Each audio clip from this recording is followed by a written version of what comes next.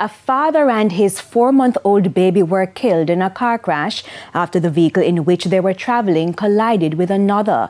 TVJ News understands that the man was heading home with his father and newborn when the incident happened.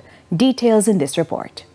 It was a painful sight in Waterworks, Westmoreland early Sunday morning as residents rushed to assist 22-year-old Ronaldo Curlew, his father and his 4-month-old son De Niro, who were the occupants of this Toyota Mark X.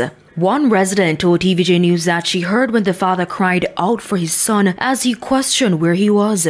But it was later discovered that the infant was flung meters away from the vehicle onto a property. This resident says she recovered the baby. It's sad because the baby died and the baby died in my hand. I don't know if it's a boy or a girl, but the baby died in my hand. Right now I can't even fold my hands because every time I fold my hand I feel like a baby in there.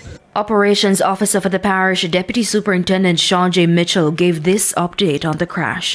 Preliminary investigations indicate that the driver of the Toyota Mark X lost control of the vehicle, causing it to become airborne after crashing into the parked Toyota Axio. The child was flung from the vehicle as a result of the impact. The Accident Investigation and Reconstruction Unit, along with the Savlamar Police, are conducting thorough investigation to determine the full circumstances surrounding this horrific crash. We extend our deepest condolences to the families affected by this tragic incident. Our thoughts and prayers are with them during this incredibly difficult time. The baby's grandmother, Latoya Lloyd, says her daughter is struggling to cope after losing her first and only child. She says the baby was christened just 2 weeks ago. My daughter is, I can't explain it. Honestly, we can't explain what she has got through right now. She has got through a really rough, hard time. And it coming to a realization that this is happening.